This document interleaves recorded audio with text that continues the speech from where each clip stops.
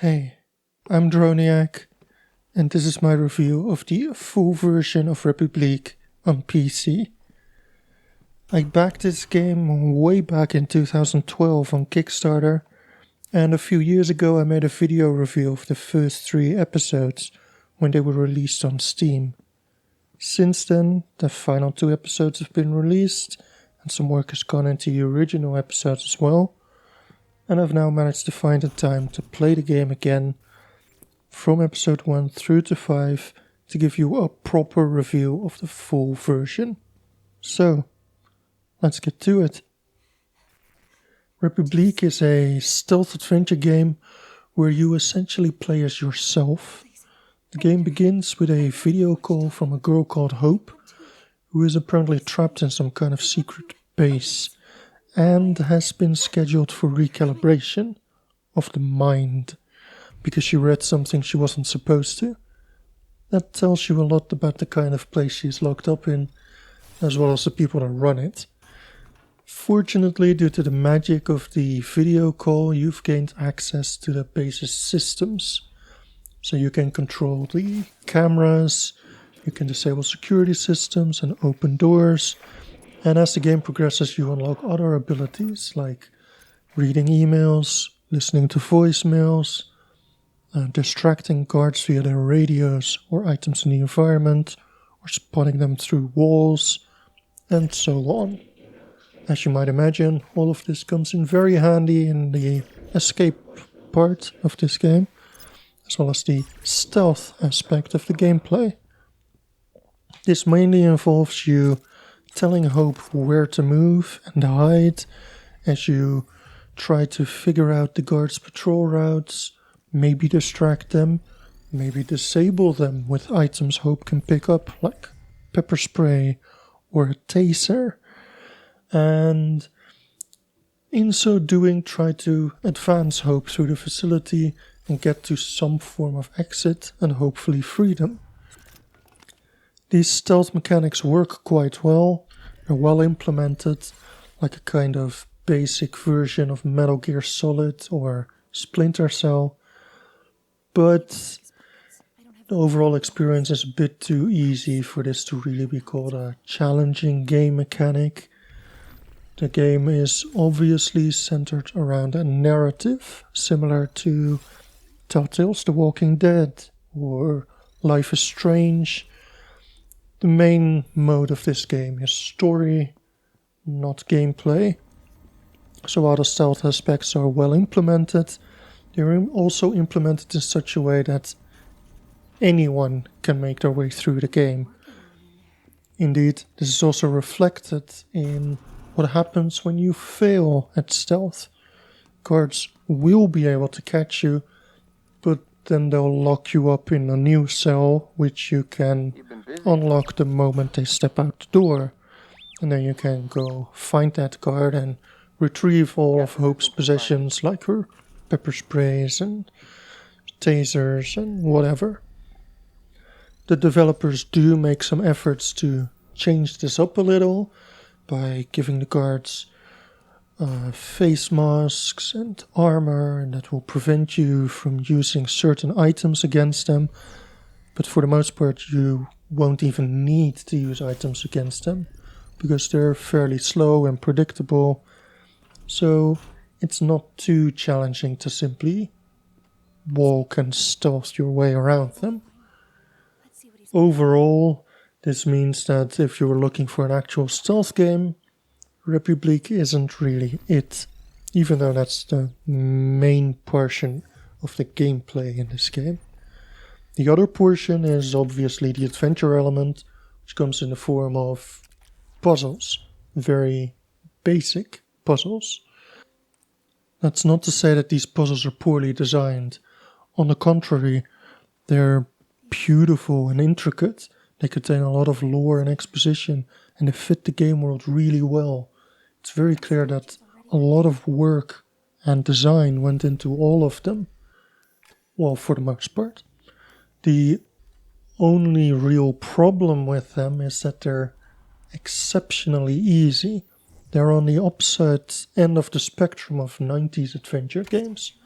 So where those games had these weird-ass puzzles that you couldn't figure out until you just threw half a day of experimenting at them, this game has puzzles that are so obvious that anyone will figure them out in a couple of minutes. And it's more a matter of just clicking the obviously correct buttons or places in order to advance the game. And that, in my mind, isn't really a major gameplay element. Clicking something obvious can only be a major gameplay element if there's some kind of challenge to clicking that obvious thing. And that's not here. As such, if you're a major adventure game player who's really into puzzles, well, hate to disappoint you, you'll have to find your puzzles elsewhere. As such, Republique is really more of a Telltale's The Walking Dead or Life is Strange kind of adventure game. It's a story-driven adventure with some stealth and puzzle elements. This is probably the reason why there's so little challenge to the stealth and puzzle gameplay mechanics.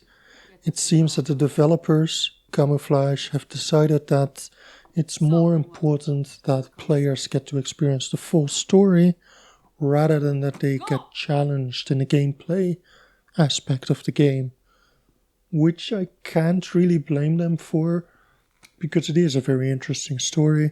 It is a very well presented world that you really do want to find out more about, because what is this secret facility?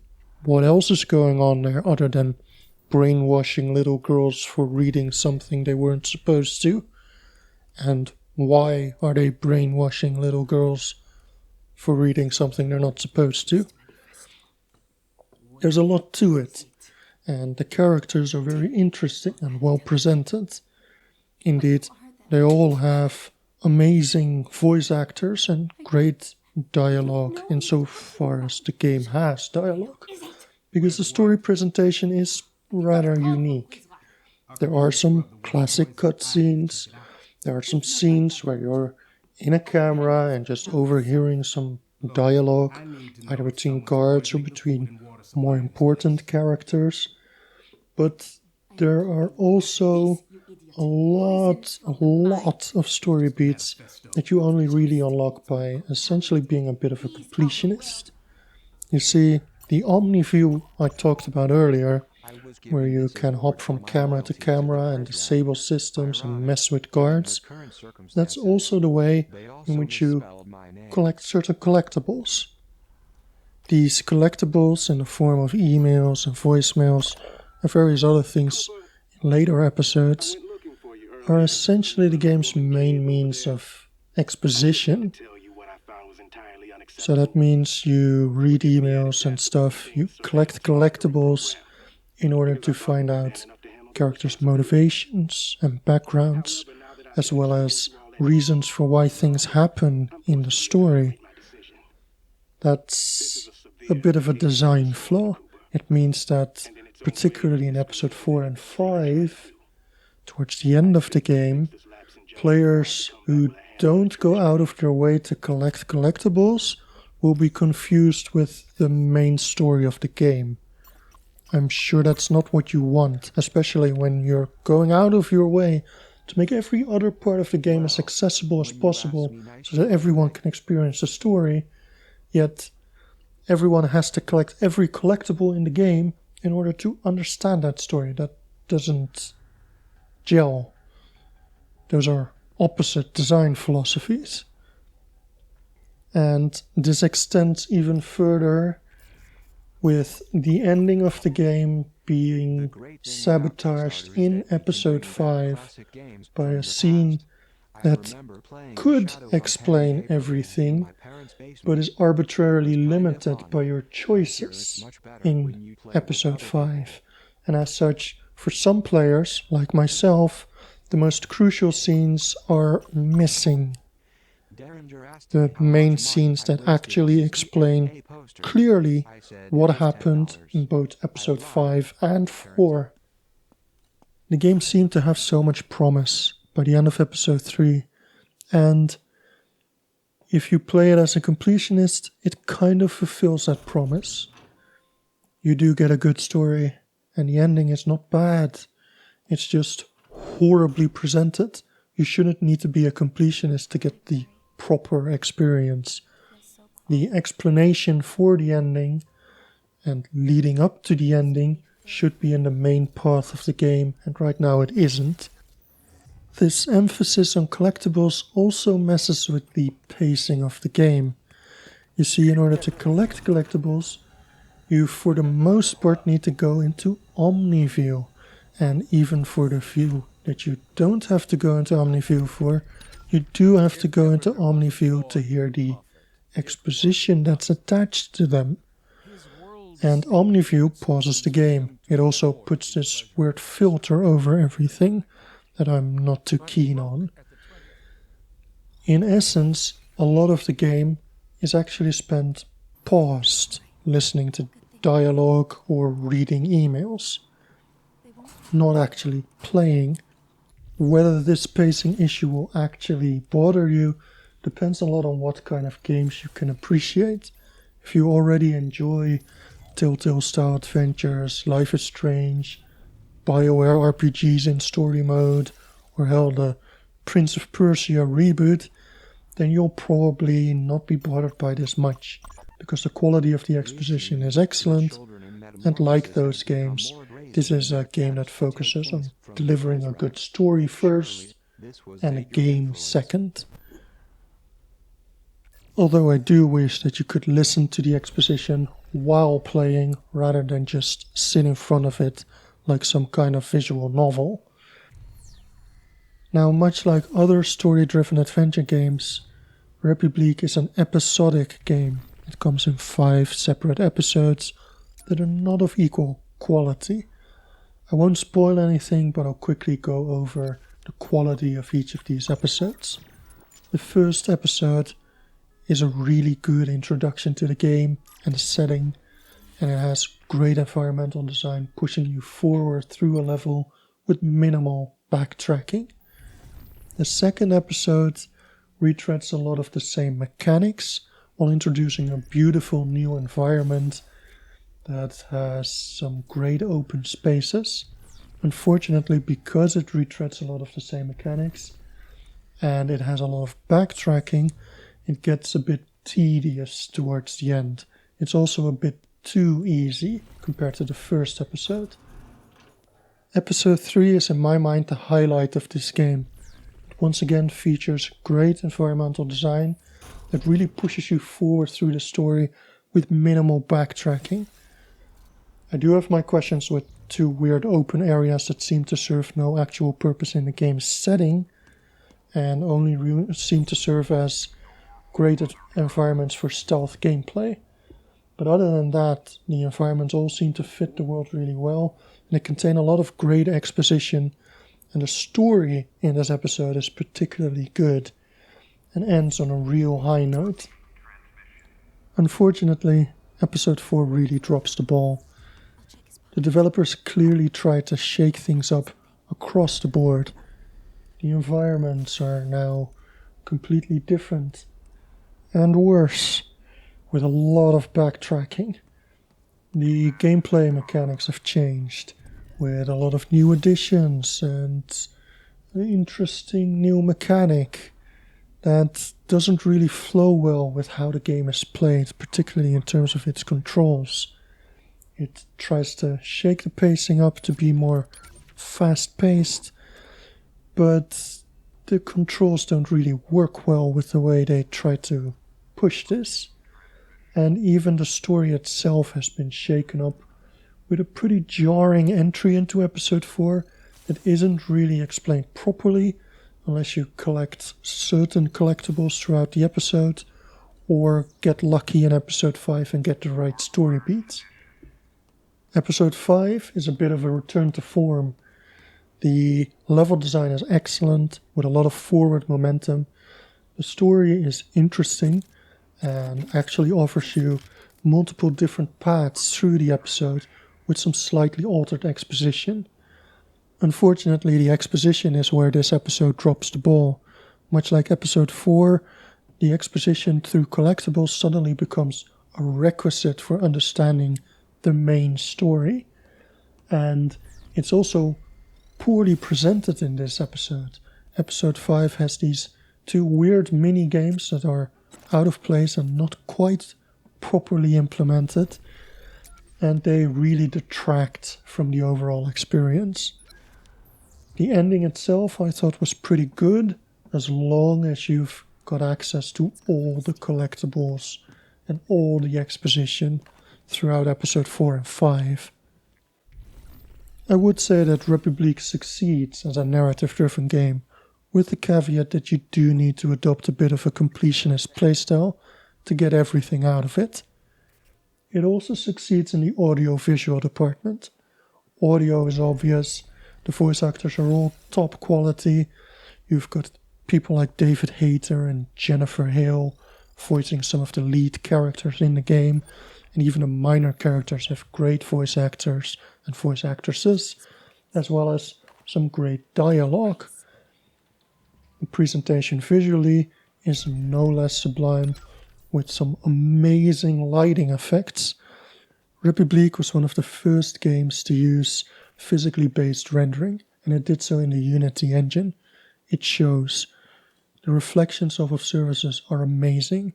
In addition, they put a lot of effort in the texture work. There are almost no instances of shoddy texture work, which is probably because they scope things well. The developers have clearly opted for limited environments in order to really design them well, fill them with high quality assets and textures, so that you get an awesome visual experience. And it worked out. The only negative comments I can really make on the visual presentation are the lack of anti-aliasing, which is quite noticeable. The jaggies are very noticeable, and third-party solutions don't seem to properly solve the anti-aliasing issue. The other is that the characters are relatively simple compared to AAA titles, but are very good for a crowdfunded game. On the audio side, there's a single character who communicates via text-to-speech, which is a bit weird and jarring, especially in the midst of awesome quality voice acting throughout pretty much the entire rest of the game, even the collectibles. There is a lore reason why that character speaks via text-to-speech, but it's still jarring and a little off-putting when compared to the high quality of the audio experience throughout the entire rest of the game, including some good music and good sound effects. Now it's time for some technical droning. I've already gone into it a little bit, but the game suffers from a lack of anti-aliasing. Even super sampling from 4K resolution down to 1440p, you still have very noticeable jaggies. Same for if you inject anti-aliasing via third-party solutions. Nothing really gets rid of the jaggies you can see in portions of the environment throughout the game. Fortunately, the game looks great otherwise, which is mainly due to its implementation of physically based rendering techniques, which primarily make the reflections off of surfaces look amazing, allowing the environments to really shine. You would never be able to tell that this was originally an iOS game. The interface, the graphics, everything has been redesigned for PC, and it looks like a really high quality PC game, and plays like it too. The game also runs in whatever resolution, refresh rate, or frame rate you want it to. I was running it at 1440p and 165 Hz, and it ran beautifully, except for those few moments in episode 4. Now, the settings menu is decent, but nothing to write home about. It has some options for resolution, windowed full screen, VSync, frame rate limitations that you can even set to unlocked. You can set some visual settings, but there's no anti-aliasing. There's only a single audio slider. which sounds like a recipe for a terrible audio balance, yet somehow Republique is amazing, regardless of what device you're using to listen to it. Even if you have a cheap-ass fake surround sound headset, or if you have an amazing high-quality pair of headphones hooked up to an advanced audio setup, either way, the audio balance is fantastic, the positional audio is great, you can always hear people speaking, even if there's sound effects or music playing in the background. Everything is always clear, and that's pretty exceptional in games. Most games only offer this when you have a very high-end setup. Republique even offers it if you have a cheap onboard sound card with cheap gaming headsets. It's pretty awesome. What's not awesome is the complete lack of key rebinding. You have to use the game's WASD controls, and you can't use anything else. Not even a controller, despite the fact that this game is out on PlayStation.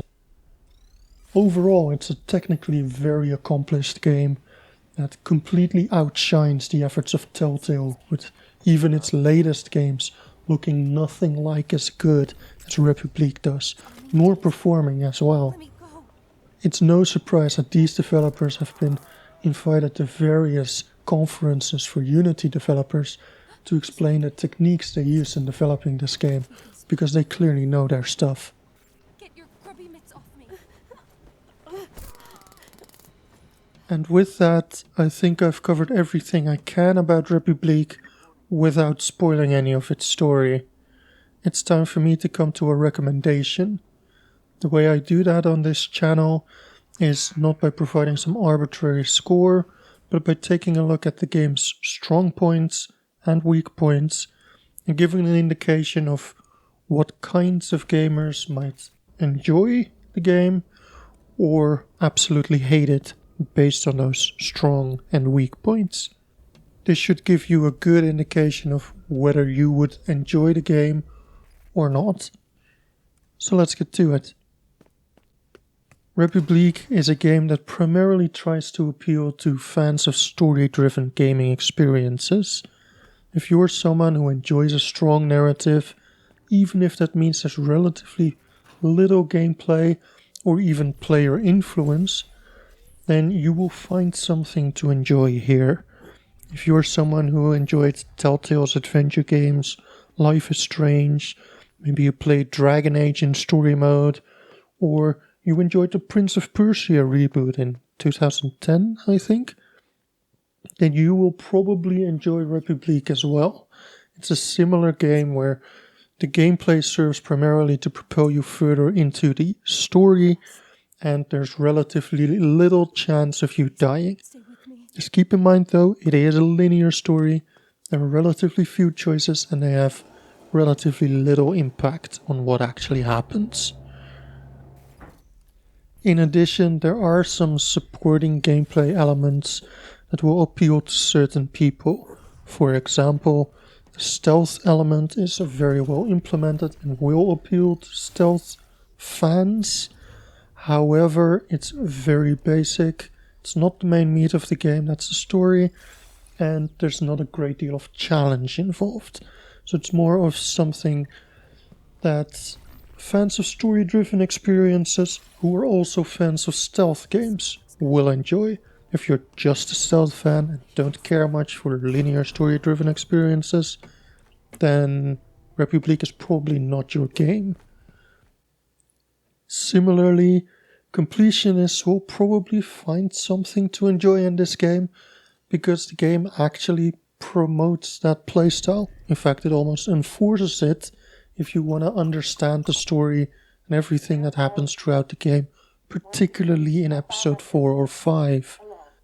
However, this is again in service to the story, so it's something that would appeal to completionists who are really into story-driven games, which, to be fair, is probably a lot of completionists, but not to completionists who are more into mechanics-driven games.